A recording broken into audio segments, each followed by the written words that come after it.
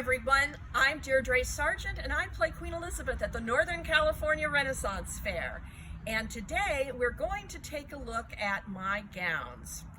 So the very first gown that I had was in 2004.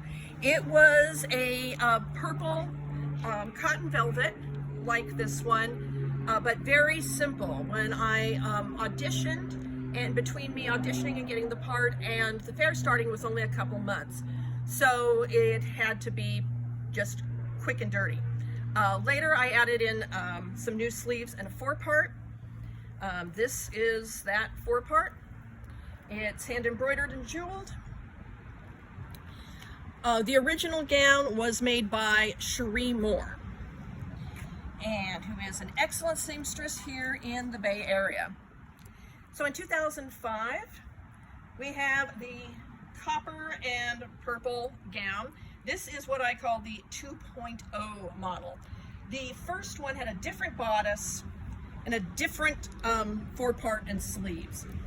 I basically designed it to have a lattice or pie crust woven four-part that was edged in copper thread. And I grew out of the bodice and needed another one. And why is this kind of short and squinchy? Well, it's because, first of all, I have two gowns on each of these forms. And these gowns are so heavy, it broke my form. So that's why it kind of just went. So I'm afraid to touch it because it's going to fall over. So later, a couple years after this one debuted, it came out with this new sleeves and four-part. The original gown was made by Cherie Moore. This new bodice was made by Carol Wood. The whisk was made by Cherie Moore, and I don't really wear it very much, if any anymore, just because it was made for this gown, but I may put it back into rotation at some point. So the next one, this is a monster. This is the gold embroidered dress. Now, this also initially had a different four-part and sleeves and a different bodice when I first wore it in 2007. It took me 2 years to get this material to Cherie Moore, who constructed the original gown, because I hand embroidered the entire thing. The skirt alone is about 6 or 7 yards of fabric, and a yard is 3 feet, so do the math. So 15, 18 to 21 feet of material just in the skirt that I hand embroidered. And that isn't including the pieces for the bodice, which I had to do twice because, like I said, this is a new bodice, and the sleeves. Originally, the four-part that I had this idiotic idea of having gold net for the, I'm backing up just a little bit, to have gold net for the four-part and sleeves. And I'm just going to grab the old four-part so you see what I mean.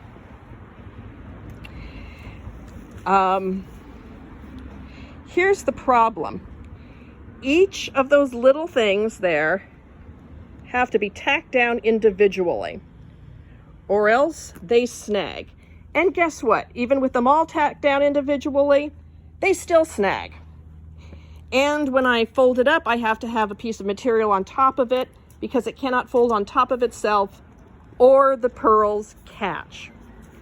So that's when that went bye-bye, and I just did a very simple pin tuck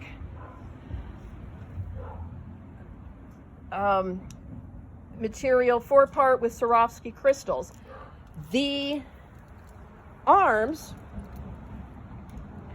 are actually slip covers. The original net sleeves are still under there, but I just did not have the time to do brand new sleeves, so I just made tubes and I stuck them on top. Yep. Now the veil for this gown, it's 6 feet long, and it has metal in this material, so it's very heavy. If I ever wear this, you'll see that I have it pinned to my shoulders, because if I don't, it pulls right out of my hair. So now let's look at some of my crowns. So the first one that I wore, and she still looks as beautiful as when Michelle Fenema made her in 2005, is Aurora.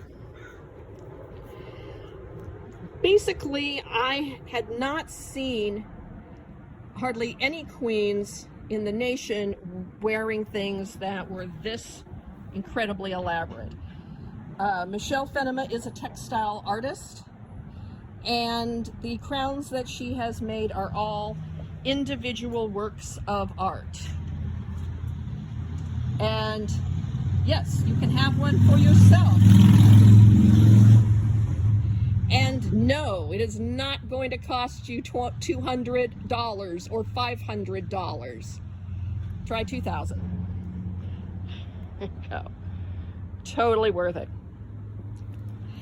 The next one that she made is named Bella, and she was made for the embroidered gown.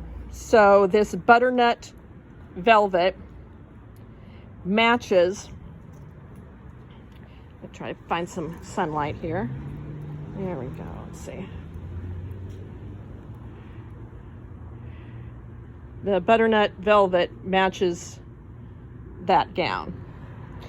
She is made with antique hand-dyed lace, Swarovski crystals, and real pearls. Aurora is also made with Swarovski crystals, gold findings, real pearls, and metallic gold trim. My third Fenema is my riding hat, Artemis. She is a beautiful. Swarovski crystals, real pearls, ostrich feather, and this is not material. That is metal chain. And that is very fine chain right there. So that is all metal. Let's see, yeah, it's very fine chain. And basically Artemis's job, in addition to looking amazing, is in case it rains, because my crowns have a foundation of buckram, and when buckram gets wet, it melts. And we don't want that. So the next gown, this one was made by Mark Havens. It is a beast. It is a beautiful, gorgeous gown. However, if it is over 83 tops, at the fair site, I can no longer wear it just because it does not breathe. So it is incredibly hot.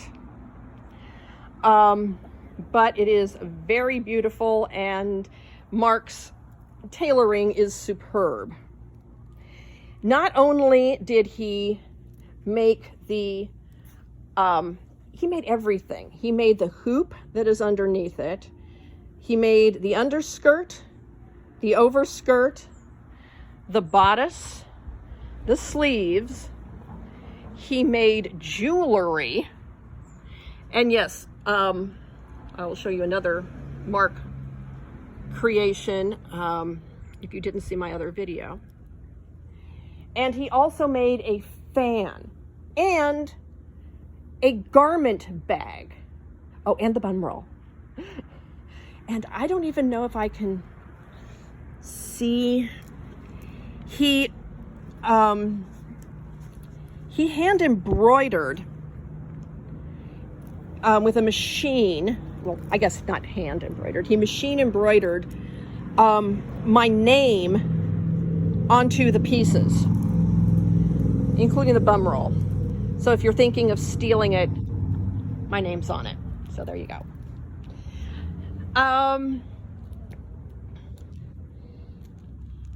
Mark also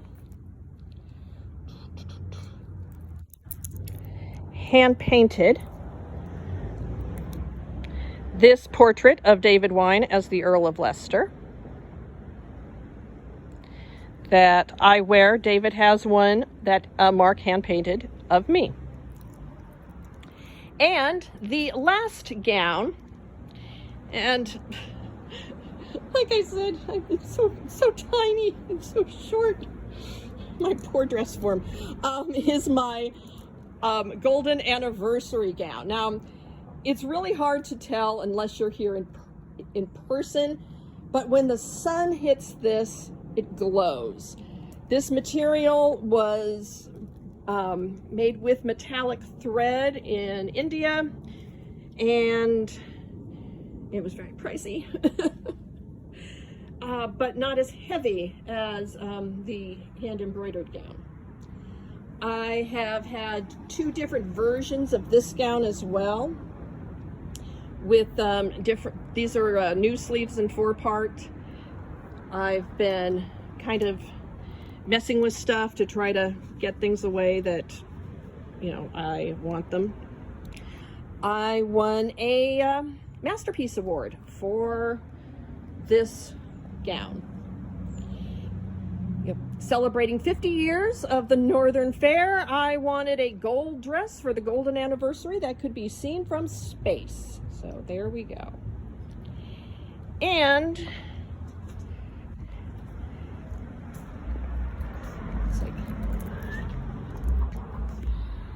then this is my ruby gown, and this is the latest one that I wear, and I talked about it a little bit in the last video, but our entertainment director, Molly Drew, when I was telling her I was thinking of making a new gown, she had suggested using cotton velvet like I had done for my first gown.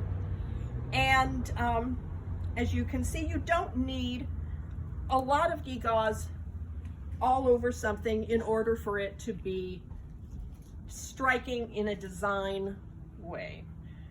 You have fancier 4-part and sleeves, simpler gown.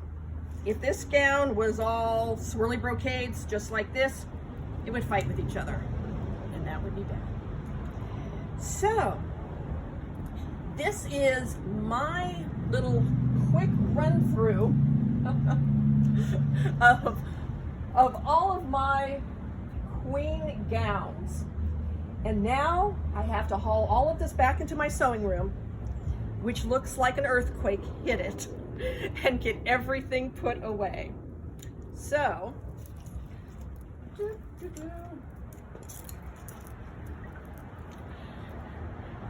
like, isn't this cute? All right.